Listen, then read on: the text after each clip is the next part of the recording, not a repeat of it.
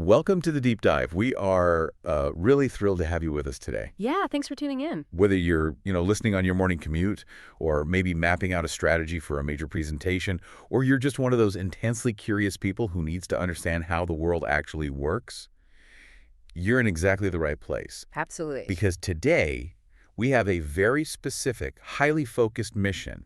We're going to unpack a complex, real-time geopolitical chessboard.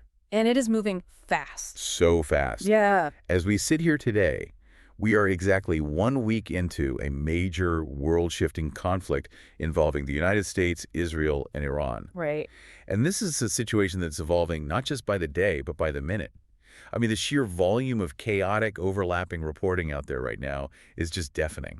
It's incredible because in the fog of war, the most important movements, the ones that actually dictate the macroeconomic future and the shifts in global power, they almost always happen in the shadows. Completely out of sight. Exactly.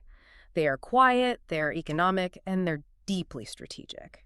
And that is exactly why today's deep dive is taking a completely different approach. Yeah. We're stepping away from the 24-hour news cycle. Right. We're relying entirely on their rigorous, comprehensive geopolitical commentary of Mookie Tenenbaum. Yes. We're using Mookie's exact breakdown of the situation as of Saturday, March 7th, which is exactly 1 week into this conflict. And I think it's important to state our goal here. Right, go ahead. Our goal is to act strictly as impartial reporters of his analysis. We are not here to take sides. No, definitely not. We are certainly not endorsing any political viewpoints, whether left-wing or right-wing. We're just trying to convey the ideas. We are simply taking Mookie Tenenbaum's highly detailed map of this conflict and decoding the hidden layers for you. We want to look at the invisible mechanics of modern warfare. Who is quietly winning behind the scenes. Who is panicking in the corporate boardrooms. And how a missile strike halfway across the globe mathematically impacts your wallet, your digital footprint, and the price of the stuff you buy every single day. Because the web of cause and effect here is, frankly, profound. Yeah. We are going to explore how a decentralized military structure impacts global energy markets, how complex internal demographics dictate military strategy, and how the modern hyper-connected economy makes it fundamentally impossible for a war of this scale to truly remain localized. Okay, let's unpack this. We need to start by looking at the ground truth inside Iran, right at this 1 week mark. Right. According to the analysis by Mookie Tenenbaum, the initial kinetic strategy employed by the U.S. and Israel has been to effectively decapitate the regime's central military command. The top tier of the command structure has been targeted. Right.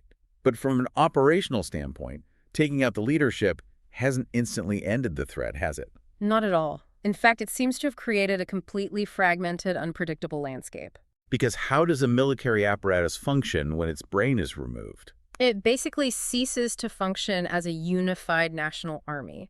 It instantly degrades into a massive, heavily armed hydra. A hydra? Wow. When you remove the central nervous system of a highly complex military apparatus like the Islamic Revolutionary Guard Corps. But the remaining divisions don't just lay down their arms. Exactly. They don't just wait for instructions. They operate on reflex, self-preservation, and local control.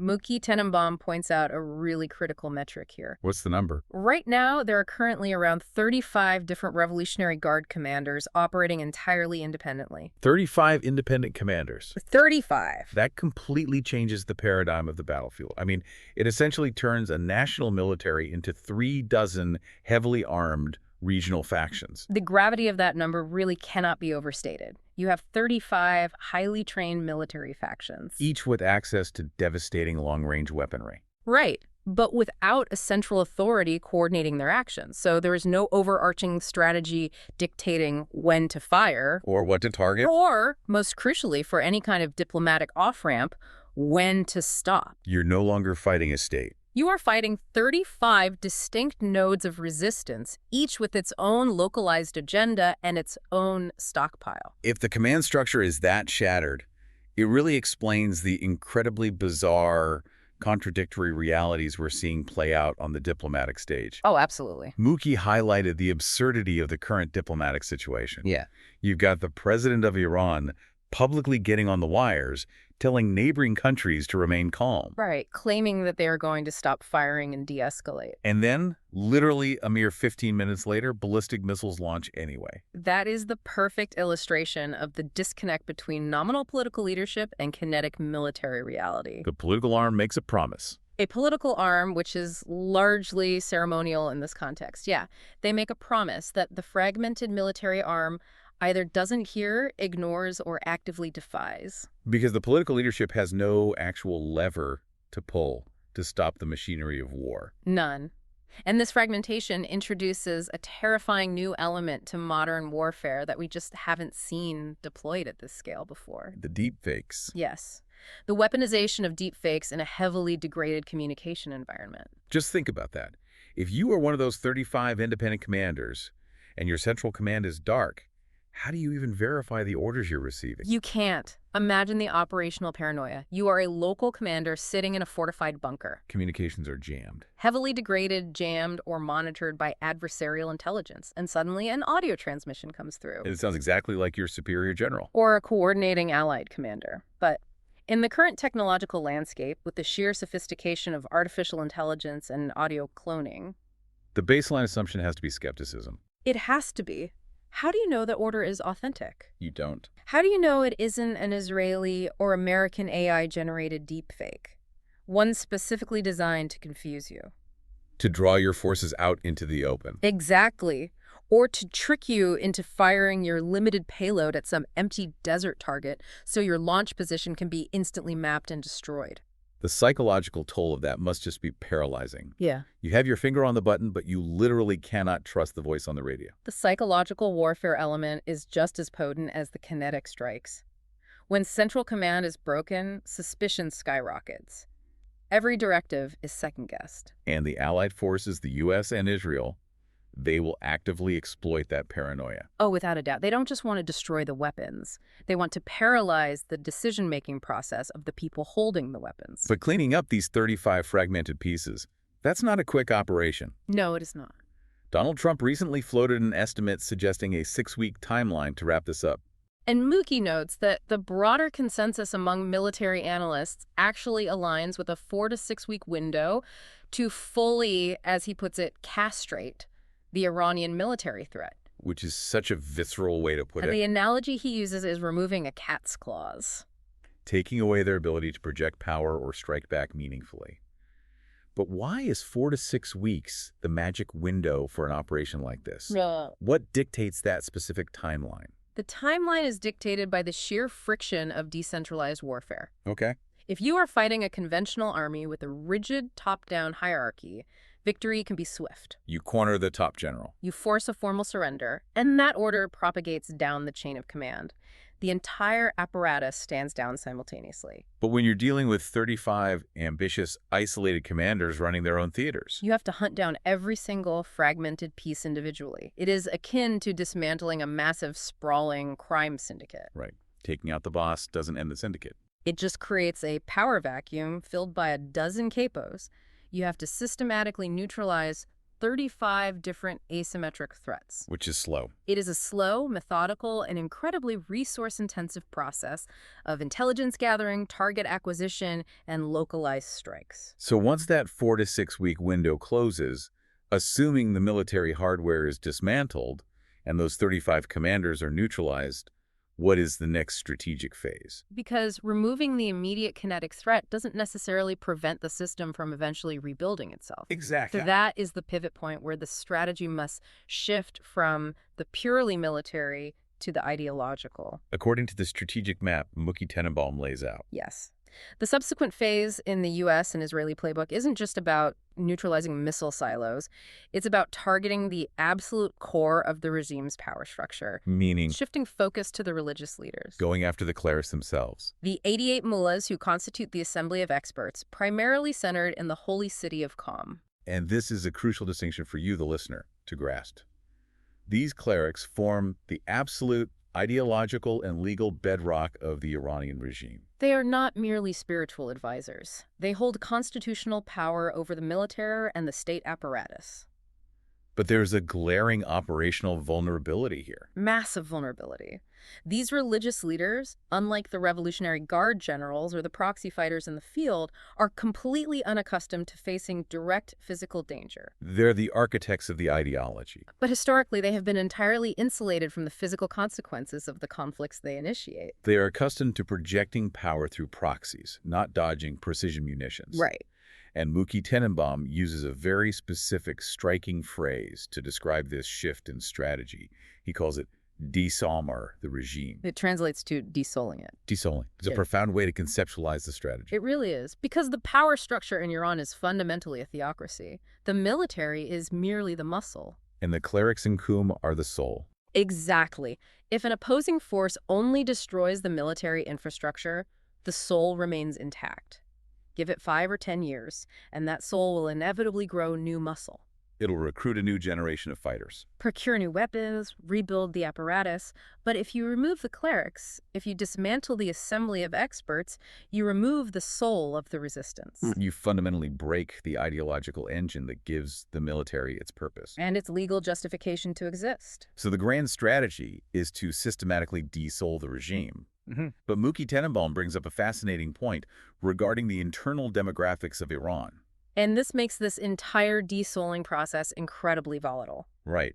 To understand this, we need to ask you, the listener, to visualize a country where the ruling class, the dominant cultural and political force, actually represents only about half of the total population. This is a vital piece of context that is almost entirely absent from mainstream reporting. Yeah, you never hear about this. When people analyze Iran from the outside, they often project the image of a monolithic Persian population united under one cultural identity. Which is statistically and historically inaccurate. Completely. Persians make up only about 50% of the population of Iran. Only 50%. The remaining 50% is a complex, often fractured tapestry of entirely different ethnic and linguistic groups. Mookie breaks down these demographics, and the numbers are revealing. He points out that roughly 24% of the Iranian population are Azeris. Which is fascinating because the supreme leader himself, Ayatollah Ali Khamenei, is ethnically Azeri. Right. They share the Shia Muslim faith with the Persian majority, but ethnically and culturally, they are distinct. They have deep historical ties to neighboring Azerbaijan. That is a quarter of the population right there, distinct from the Persian core. And the complexity deepens beyond the Azeris. Oh, much deeper. You have significant populations of Kurds in the west, Arabs in the southwest. And it is crucial to remember that Persians are ethnically distinct from Arabs. Yes, very important distinction. And you also have Baluchis in the southeast. What makes this demographic breakdown so critical to the current conflict is that many of these minority factions have long-standing insurgencies. Albeit sometimes primitive ones. Sure, but they have armed separatist groups that have historically pushed back, often violently, against the centralized control of Tehran. So if that central government is decapitated, and the military is fragmented into those 35 rogue nodes we discussed, You suddenly have an environment where these minority factions might realize the centralized boot has been lifted off their necks. the potential for internal balkanization is massive. Massive. And this raises a highly complex strategic dilemma for the forces attempting to dismantle the regime. Because while the West might initially view the fracturing of the Iranian state as a definitive victory, What happens if the country literally shatters into warring ethnic enclaves? the risk here, which Mookie highlights, is the unintended consequence of awakening intense, unified Persian nationalism. Now, this is where it gets incredibly tricky. How does that dynamic work? If a large portion of the Persian population strongly opposes the current religious regime, which we've seen through all those widespread protests, why would they rally to defend it? Well, they wouldn't rally to defend the mullahs. They would rally to defend the territorial integrity of Iran itself.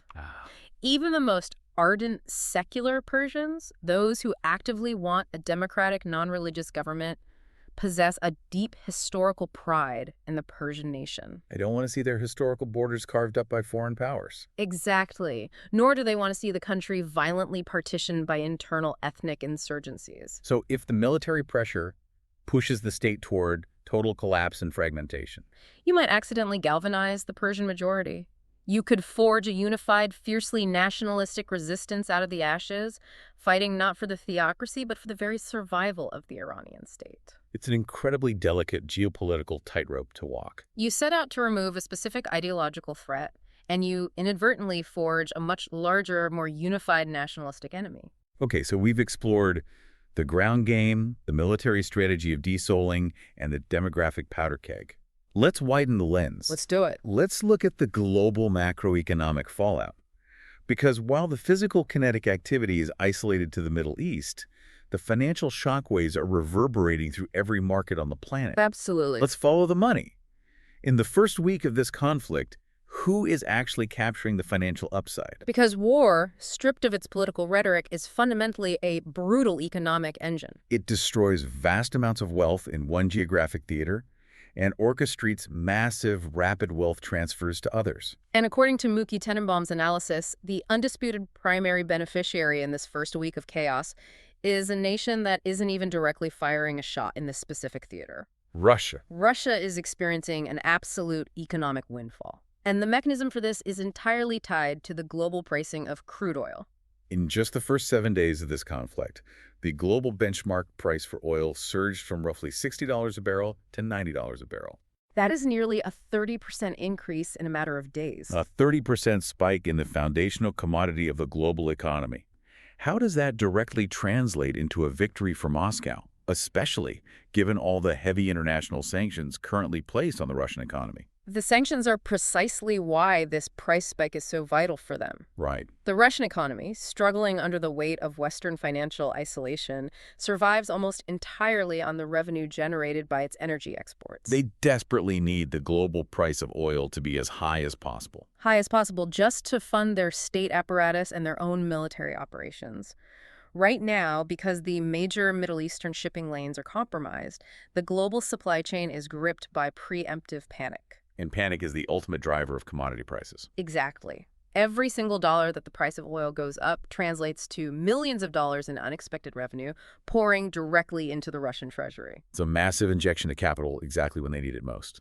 And beyond the financial windfall, Mookie Tenenbaum points out that this Middle Eastern conflict achieves a massive, intangible geopolitical goal for Vladimir Putin regarding the war in Ukraine. This shift in global attention is stark.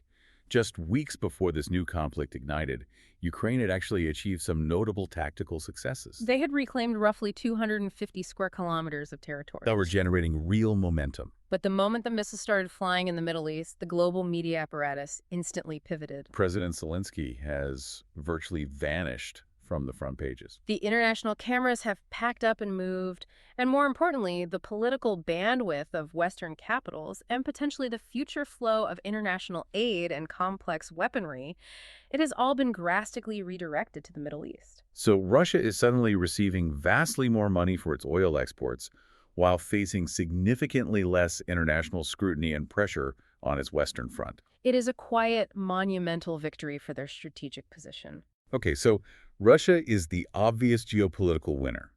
But Mookie Tenenbaum identifies another major player quietly reaping the benefits of this energy crisis. And it's a country you wouldn't typically associate with Middle Eastern geopolitics. Norway. Norway is perfectly positioned to capitalize on this specific crisis. To understand why, you really have to look at the European energy grid. Right. The European continent relies heavily on imported energy, particularly natural gas, to power its industrial base and heat its homes. And a massive percentage of that liquid natural gas typically originates in Qatar. Meaning it must flow through the very Gulf waters currently being destabilized by this conflict. So as the Gulf routes become uninsurable and unnavigable, Europe is suddenly staring down the barrel of a massive energy deficit. They can't rely on the Qatari supply chain. Exactly, and panic sets in immediately. So where do European energy ministers turn when the Middle East becomes a no-go zone? They turn to their stable, highly developed, non-conflict zone neighbor to the north, Norway. Norwegian natural gas has overnight become the most vital premium lifeline for the entire European continent. They have the supply and they have the secure pipelines that don't rely on navigating a war zone. And the global currency markets reflect this shift instantly. Mookie pointed out a fascinating data point. The Norwegian krone is one of only 3 currencies globally that actually appreciated in value during this chaotic first week. Think about that. When global investors panic about energy security, they buy the Norwegian krone. Because they know with absolute certainty that Europe is going to be paying top dollar for every cubic meter of Norwegian gas they can get their hands on. It is the ultimate example of geographic and resource luck intersecting with a geopolitical crisis. While the Gulf is paralyzed, Norway's sovereign wealth fund grows exponentially. Wow. And speaking of markets reacting counterintuitively to conflict, we must examine the economic situation inside Israel. This is perhaps the most glaring paradox of the entire situation. You have Israeli citizens physically sheltering in bunkers. The sirens are a daily reality. The physical threat to the population is immense. And yet the Israeli economy, specifically the shekel and the stock market, are experiencing a massive boom. That's incredible. How is that economically possible during an active multi-front war? It seems contradictory until you analyze the specific nature of modern warfare and Israel's role in the global defense economy. As Mookie Tenenbaum explains, this specific conflict is currently serving as the largest, most highly visible real-time showcase for advanced weapons systems and artificial intelligence in human history. It has essentially become a live-fire trade show for the future of combat. A live-fire trade show. That is exactly what it is. Every major military command on the planet is closely monitoring this conflict. They're watching how Israel is utilizing advanced AI algorithms for rapid target acquisition in a degraded environment. They are analyzing how the multi-layered missile defense systems are intercepting varied ballistic threats. They're studying how drone technology is deployed to hunt down decentralized asymmetric forces. And as these global militaries watch these systems perform in a live, high-stakes environment, they are opening their checkbooks. Because the validation of the technology in a real war is the ultimate sales pitch. This real-time demonstration is generating massive, unprecedented international defense contracts for Israeli aerospace, cybersecurity, and weapons manufacturers. So while the physical reality on the ground for the average citizen is terrifying and disruptive, the macroeconomic reality for the state's leading technological industries is a historic boom. The future of global military procurement is being written based on the performance of these systems today. we've covered energy exporters and defense tech. Mookie Tenenbaum also touches on the secondary markets. Right, commodity exporters like Argentina and Brazil. They are seeing a bump in their markets as well, Eh? primarily because the prices of global commodities like lithium, which is crucial for battery technology, and agricultural grains, are rising due to the overarching global instability. The secondary markets always experience volatility during a major crisis. But we need to sharply temper our optimism regarding countries like Brazil or Argentina. Why is that? Mookie points out a fundamental law of economics and physics here. A sudden spike in global demand or price does not magically alter the laws of agriculture or heavy industry. Right, you can't just wish a larger harvest into existence because the price of wheat went up. Precisely. You cannot instantly grow a massive crop overnight. You cannot snap your fingers and double the output of a lithium mine in the Andes tomorrow. These are capital-intensive, heavy industries with incredibly long lead times for expansion. So while these nations get a temporary, localized boost in revenue from selling their existing stockpiles at higher prices, it is a fleeting advantage. It is not the structural, long-term economic windfall that a country like Russia experiences. Simply because Russia has massive, readily available reserves of oil that require very little new infrastructure to pump and sell at the inflated price. So the winners are clearly defined.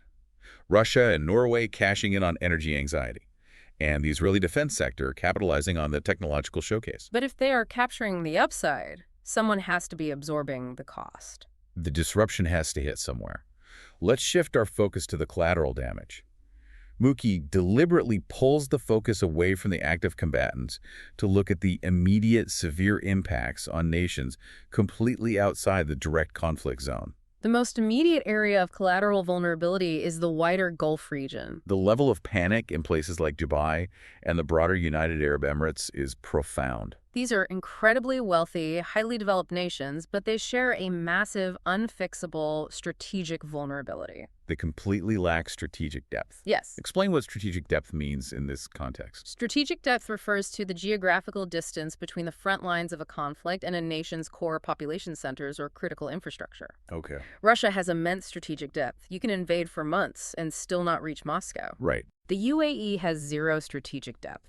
They are geographically small, wealthy enclaves concentrated on the coast, entirely reliant on open skies and unimpeded shipping lanes to survive. I want you, the listener, to put yourself in a highly specific scenario to understand this fragility. It's a great thought experiment. Imagine you are a tourist You've saved up for a dream vacation. You are flying from the Maldives back home to Paris. And because Dubai has positioned itself as the ultimate global transit hub connecting the East to the West, you have a scheduled layover at Dubai International. Suddenly, you find yourself as one of 30,000 transit tourists trapped in the UAE. The airspace is abruptly closed because ballistic missiles and drones are violating the regional airspace. You are literally hiding in a luxury airport parking garage, completely disconnected from the politics of the region, but your life is in acute danger simply because of the geographic coordinates to your layover. It instantly shatters the illusion of safety that the entire global tourism and transit industry relies upon. People assumed that in the post-pandemic era, international travel had returned to a baseline of safety. The biological threat was mitigated. But there is no vaccine for a regional ballistic missile war. That And the terror of this vulnerability isn't just felt by stranded tourists. It is felt acutely by the governments of these Gulf states. they know how fragile their economic model is. Which leads to a truly fascinating detail Mookie Tenenbaum highlighted about how modern, hyper-connected warfare interacts with social media. The influencer crackdown. This is one of the most surreal details of the modern battlefield. Mookie points out that countries like Qatar and Kuwait are hastily passing emergency legislation threatening severe jail time. Jail time for any of their citizens or any social media influencers who post videos or photos of missile strikes hitting their territory. On the surface, to a Western listener, that sounds like a classic authoritarian move to censor the press and hide the grim reality of the war from their own public. That is the instinctual assumption. But the military reality driving these laws is entirely pragmatic and deeply tied to modern targeting mechanics. Why do you throw a lifestyle influencer in jail for posting a highly viewed TikTok of a missile crater on a highway? Because in the era of decentralized warfare, that viral video acts as free, instant, and highly accurate targeting feedback for the enemy. It's open source bomb damage assessment. Exactly. If a rogue commander from one of those 35 Iranian factions fires a rudimentary missile at an airbase in Kuwait, and an influencer immediately films the crater and posts it with a geotagged caption saying, "Look what just hit right outside Terminal 3, they're basically doing the enemy's intelligence work for them. Let's look at the mechanics of that. In traditional state-on-state warfare, an army fires a missile, and then they must deploy a secondary asset. Like a high-altitude spy plane, a drone, or a repositioned satellite. Right, to visually confirm if they actually hit their intended target. This is called bomb damage assessment, or BDA. They need that data to adjust the trajectory for the next volley. Now, because everyone has a high-definition camera in their pocket connected to a global network, civilians are providing BDA for free in real time. The rogue commander simply monitors Twitter or TikTok. Watches the video, realizes his missile landed 200 yards short of the runway, adjusts his mathematical trajectory, and fires a much more accurate second shot. So by outlawing these social media posts, these Gulf states are literally attempting to blind the enemy's targeting systems. It is a bizarre, terrifying intersection of modern digital vanity and lethal military strategy. If small nations like Kuwait are terrified of what a few viral videos can do to their national security, how does a massive nuclear-armed giant handle that same informational chaos? It's a great question. Mookie Tenenbaum highlighted a media blackout in India that is vital to understand. Yes. India has outright banned its massive, highly sensational television news networks from discussing this conflict altogether. Why take such a draconian step? It comes down to the fragile arithmetic of domestic stability and the terrifying velocity of fake news. India is a massive, complex nation of 1.3 billion people. Within that population, they are home to the largest Muslim minority in the world. The Indian government looked at the unfolding situation in the Middle East and realized that their domestic television news apparatus, which is globally recognized for being incredibly dramatic, highly emotive, and often speculative, Was beginning to broadcast unverified rumors and deeply inflammatory fake news regarding the religious elements of the conflict. when you have historical religious tensions already simmering beneath the surface, throwing highly dramatized, unverified news about a major religious war in the Middle East onto the television screens of over 1 billion people is essentially throwing a lit match into a powder keg. The Indian government ran the calculus and determined that the risk of severe domestic unrest, the very real possibility of massive riots breaking out in their own cities, fueled by hyper-dramatized television coverage of a foreign conflict, was simply too high an existential threat to tolerate. So they utilized state power to completely shut off the informational valve. They banned the coverage entirely. It is a stark demonstration of how deeply vulnerable even massive nuclear-armed nations are to the informational shockwaves of a localized conflict. Now, while India is battling the informational spillover, their neighbor, Pakistan, is facing a much more tangible physical crisis. Their situation isn't about managing information, it's about literal survival. Muki Tenenbaum warns that they are facing what could be a dark winter. Pakistan shares a massive, notoriously porous border with Iran, which inherently makes them geographically vulnerable to spillover violence. But their true Achilles heel, the vulnerability that threatens the entire state, is the architecture of their energy grid.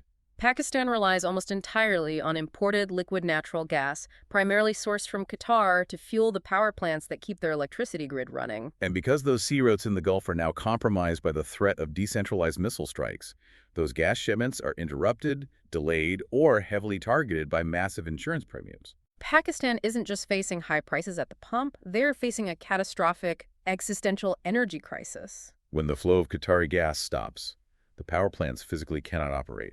They shut down. The lights go out in a country of over 200 million people.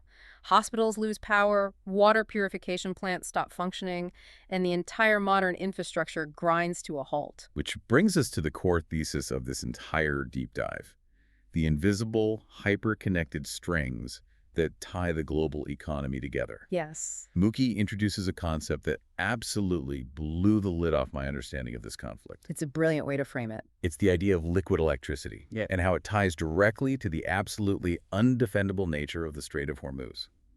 Let's dig deeply into the economic ties that threaten the listener's everyday life and the future of technology. Muki Tenenbaum introduces this concept of liquid electricity as a vital framework for understanding the modern global economy. He uses this term specifically to describe the metal aluminum. Let's really unpack this concept, because the jump from a geopolitical conflict in the Middle East to the cost of aluminum and then to the phone in your pocket requires a very specific technical understanding. Right. Why is aluminum called liquid electricity? To understand the geopolitics, you have to understand the industrial chemistry. To manufacture aluminum, you start with a raw ore called bauxite. And this bauxite is primarily mined in places geographically distant from the Middle East, such as Indonesia, Australia, and Guyana. At first glance, a war in Iran shouldn't affect dirt mined in Indonesia. But you cannot simply melt bauxite into aluminum over a coal fire. No. The industrial process required the Hall-Héroult smelting process, which uses electrolysis to strip the oxygen away from the aluminum, requires an absolutely immense, mind-boggling amount of electrical power. We are talking about massive megawatts of continuous baseline power just to run a single smelter. So the actual embedded cost of a sheet of aluminum isn't really the cost of the dirt it's made from. It's the cost of the electricity required to fundamentally alter its chemical state. The energy input is so vast that aluminum is essentially congealed electricity. Precisely. And here is the vital macroeconomic connection. Aluminum is a foundational building block for the sprawling data centers required to run artificial intelligence. If a tech giant wants to build the future of AI, they need massive new data centers. Those data centers require thousands of tons of aluminum for structural housing, specialized cooling matrices, and hardware components. When a conflict in the Middle East threatens global energy supplies, the baseline cost of electricity everywhere on the planet spikes. When electricity spikes, the cost to smelt aluminum skyrockets proportionally. And suddenly, the capital expenditure required to build a new AI data center in Silicon Valley or a servo farm in Europe becomes prohibitively expensive. This is the butterfly effect at its most extreme. A decentralized, fragmented group of 35 commanders in Iran can literally stall the global advancement of artificial intelligence simply because their actions indirectly made electricity too expensive to melt dirt in Indonesia. It highlights the fragility of the entire technological roadmap. And speaking of the chaos in the energy markets, we have to examine the physical logistics of how this vital energy actually moves around the globe. Yes, the shipping element is crucial. We mentioned earlier how Norway was profiting off the natural gas panic and how Pakistan was starving for it. Let's look at how liquid natural gas, or LNG, actually travels on the open ocean through what Muki Tenenbaum describes as ghost ships. When most of us think of oil or gas transit, we picture massive tankers traveling on predictable, scheduled routes from a producer to a buyer. But the LNG market operates in a completely different, almost mercenary fashion during a crisis. LNG requires highly specialized, incredibly expensive vessels that keep the gas supercooled to minus 260 degrees Fahrenheit to maintain its liquid state. Right now, because of the global panic and uncertainty, you have these highly valuable LNG vessels essentially operating as ghost They ships. load up their massive cargo holds with gas from a producer in the US or Qatar. They sail out into international waters, and then they simply drop anchor and wait. They refuse to commit to a final destination port. They're essentially floating auctions, waiting for the highest bidder. That is exactly the mechanic. As the panic deepens, a nation like Japan or a major industrial hub in Europe might suddenly run their internal numbers and realize they are facing a severe, imminent shortage that could cripple their electrical grid. They contact the corporate owners of these ghost ships and offer double, perhaps triple, the standard market spot rate. The ship's captain receives a satellite call, changes course, and delivers the energy to whoever is desperate enough to pay the astronomical premium. It is pure, unregulated crisis capitalism playing out in real time on the high seas. And the fundamental reason these ships are floating aimlessly, the reason this massive global panic exists in the first place, all funnels down to one tiny, vital geographic choke point. The Strait of Hormuz. A massive percentage of the world's daily energy supply must physically flow through this incredibly narrow strip of water between Iran and the Arabian Peninsula. Now, the obvious question our listeners are probably asking, the question that always comes up in these scenarios, is regarding the U.S. military. Right. The United States has the most powerful, technologically advanced Navy in the history of the world. Why can't the U.S. simply park a carrier strike group in the strait, establish a perimeter, and safely escort the civilian ships through? It is the most logical question to ask from a conventional military standpoint, but Mookie Tenenbaum points out that historical precedent explicitly proves this strategy fails. He cites a very specific, deeply relevant historical event. In 1987, during the height of the Iran-Iraq War, the United States attempted this exact naval strategy. It was called Operation Earnest Will, which eventually escalated into a major kinetic engagement known as Operation Praying Mantis. The U.S. Navy deployed massive assets to the region with the explicit mission to escort civilian oil tankers through the strait to protect them from Iranian attacks. And despite the presence of American destroyers and frigates, what was the actual outcome for the civilian shipping? It was a logistical and operational nightmare. Despite the overwhelming American naval presence, civilian ships still took catastrophic damage. They struck naval mines that were impossible to fully clear. They were continually harassed by swarms of small, fast Iranian attack craft, and they were targeted by shore-based missiles. The physical reality is that the Strait of Hormuz is simply too narrow, only about 21 miles wide at its narrowest point, with the actual deepwater shipping lanes being much narrower. And the Iranian coastline is too complex, mountainous, and fortified to ever fully secure. You cannot mathematically put an impenetrable defensive dome over every single slow-moving, massive oil tanker. And that was in 1987. Today, with the advent of cheap, asymmetric drone swarms and advanced anti-ship ballistic missiles, the naval escorts themselves are incredibly vulnerable. And even if the U.S. Navy admiral stands up and guarantees protection, there are two massive invisible economic forces that dictate the reality of the sea lanes, and those forces will still shut the strait down regardless of military presence. The first, and arguably most powerful force, is the global maritime insurance market, largely centered in places like Lloyd's of London. These modern LNG carriers and supertankers are carrying hundreds of millions of dollars worth of cargo, and the ships themselves are billion-dollar assets. No maritime insurance actuary in the world is going to underwrite a policy for a slow-moving, explosive gas giant sailing into an active war zone where 35 rogue commanders are firing unpredictable, uncoordinated missile volleys. If the risk models deem the strait uninsurable, the premiums skyrocket to the point where the voyage is economically unviable. And without valid insurance, international maritime law dictates that these ships legally cannot leave port. The spreadsheets shut down the shipping lanes faster than the missiles do. The second force is even simpler and deeply human. The human element of survival. Civilian merchant sailors are not enlisted soldiers. A ship's captain from the Philippines or a deckhand from Greece did not sign up to sail into a ballistic crossfire just to ensure global oil markets remain stable. They will simply exercise their right to refuse to cross an active war zone. You can assemble the largest naval escort armada in history, but if the civilian crew refuses to untie the mooring lines from the dock, the global energy supply chain stops dead in its And tracks. when that supply chain stops, the impact doesn't stay in the Middle East. It hits the American wallet almost instantly. Even though the United States has achieved a level of energy independence and produces its own oil and isn't physically reliant on Middle Eastern crude to keep its own lights on, the global market is deeply interconnected. Preemptive panic prices in the risk instantly. Mookie noted the immediate reaction in the U.S. Pump prices jumped from around $2 a gallon to nearly $4 almost overnight, based purely on the fear of what might happen if the strait closes. And this brings us full circle back to the strategic timeline we discussed at the very beginning. That 4 to 6 week window required to castrate the Iranian military is not just an operational constraint dictated by hunting down commanders. It is a profound, hard political deadline for Washington. If this conflict drags on past the 6 week mark, if gasoline stays at $4 or climbs to $5 or $6 a gallon, it transforms from a foreign policy issue into a massive domestic crisis in the United States. High fuel costs immediately drive up the baseline rate of inflation, which subsequently drives up the cost of groceries, logistics, and everyday goods. If that severe economic pain is sustained, it could fundamentally alter the political landscape, potentially severely damaging Donald Trump's prospects in the upcoming midterm elections. The average American voter might not track the geopolitical nuances of the 88 Mullahs or the width of the Strait of Hormuz, but they care deeply and vote accordingly when it costs them $80 to fill up their car to commute to work. It is genuinely staggering to trace the line from a military strategy against religious clerics in Qom directly to the political survival of politicians in Washington, D.C. Okay, let's look at the final geopolitical puzzle pieces Mookie Tenenbaum laid out for us.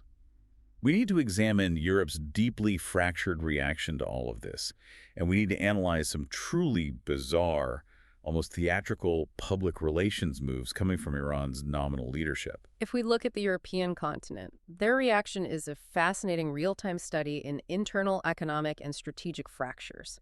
Europe is entirely failing to act as a unified geopolitical bloc. Eastern Europe, nations like Poland and the Baltic states, immediately and unconditionally aligned their posture with the United States. Because their overriding existential fear is Russia. Exactly. Eastern Europe understands that they absolutely require American military backing and NATO solidarity to deter Russian aggression on their own immediate borders. For them, forcefully supporting the U.S. posture in the Middle East is essentially paying the geopolitical insurance premium for their own national security. They will not present a dissenting voice against Washington. But Western Europe, the traditional power centers of Western Europe, are a strategic mess right now. Mookie Tenenbaum points out that Germany, which is traditionally the massive economic engine of the entire European Union, has basically thrown its hands up, stepped back, and explicitly stated, "We're not getting involved in this." Germany is currently paralyzed by economic terror. They are teetering on the edge of a severe recession. Their heavy industrial base is already struggling with high energy costs resulting from the Ukraine war, and they are facing the threat of new international tariffs. When Berlin looks at this Middle Eastern conflict, they do not see a moral crusade or a strategic imperative. They see a devastating new inflation wave. If global energy prices spike further, the German industrial economy could structurally fracture. So their strategy is absolute avoidance. But meanwhile, you have France and Spain taking what appears to be incredibly aggressive, highly risky military action. Mookie specifically highlighted that Spain deployed a major naval vessel, the Cristobal Colon, alongside French naval assets, to act as literal human shields to defend Cyprus. Why Cyprus? Because Cyprus is a member state of the European Union, and it is located precariously close to the Eastern Mediterranean conflict zone.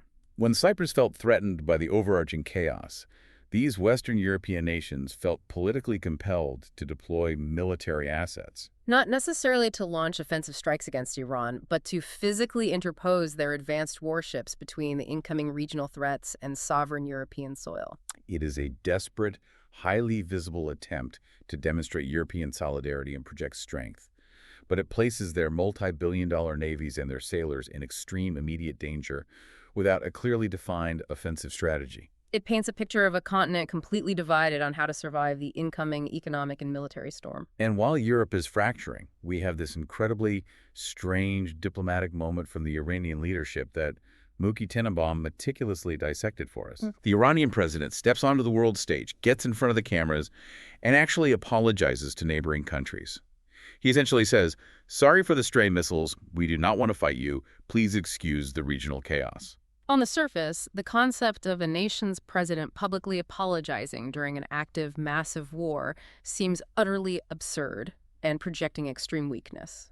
But Mookie Tenenbaum offers three brilliant, distinct layers of analysis to explain the cold mechanics of what this seemingly empty apology actually represents. Right. Walk us through these three layers. What is the real objective here? Layer 1, the apology isn't actually directed at the neighboring countries at all. It is a desperate, highly public signaling mechanism aimed at his own rogue, fragmented military commanders. Remember those 35 independent warlords we discussed? The president has no secure, functional chain of command to communicate with them directly, and even if he did, they likely wouldn't follow his orders. So he goes on international television, hoping his own decentralized forces are monitoring the broadcasts to signal that they are dangerously isolating their country and destroying any viable chance of a diplomatic off-ramp.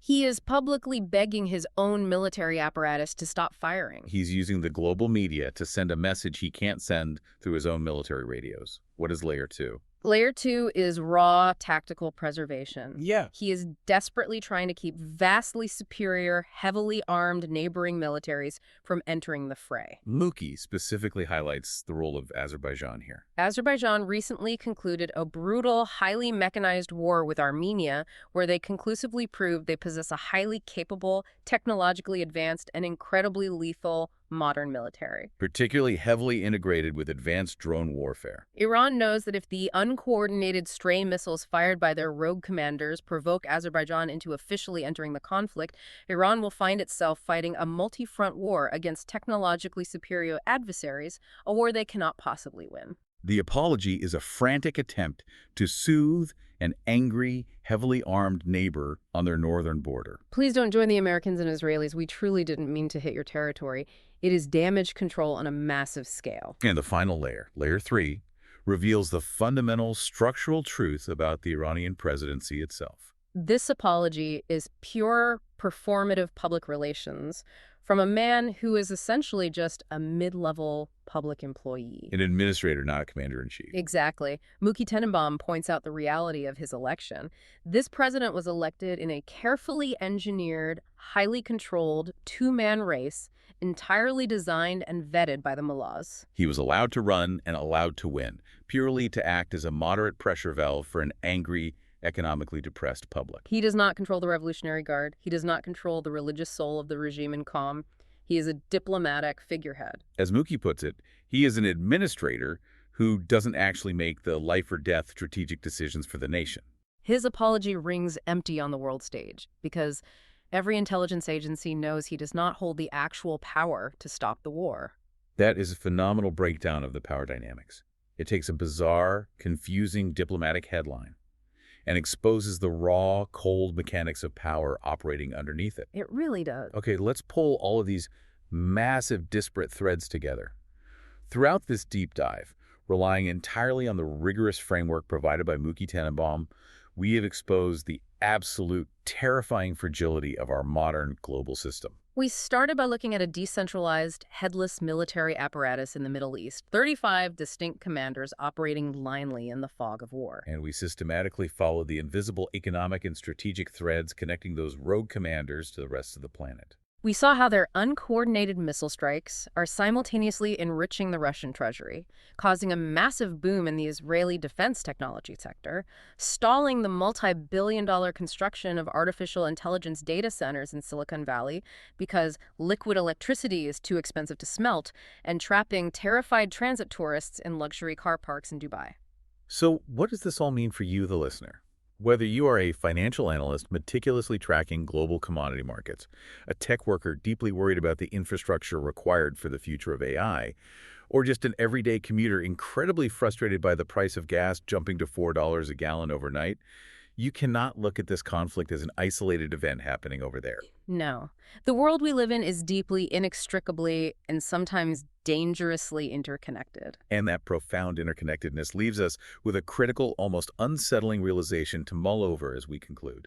Modern warfare has fundamentally evolved. It is no longer just about two conventional armies clashing on a remote, geographically defined battlefield, fighting over a specific piece of territory. It is an instant, uncontainable global chain reaction. When the power goes out for 200 million people in Pakistan because a terrified civilian sailor rightfully refuses to pilot a ghost ship full of liquid natural gas across a 21-mile strait, or when you cannot build the advanced computer chips that dictate the future of human technology because the baseline energy required to melt bauxite into aluminum is suddenly too expensive, it forces us to ask a terrifying question. Are we fundamentally incapable of containing a local conflict in a globally hyper-connected world? Have we built a planetary economic system so efficient, so reliant on just-in-time logistics, and so tightly wound that a single spark in a single city guarantees a fire that burns everyone everywhere? That is the profound question we leave you with today. We want to thank you so much for joining us on this deep dive. Keep questioning the surface-level news. Keep looking for those invisible connections that tie everything together, and we will see you next time.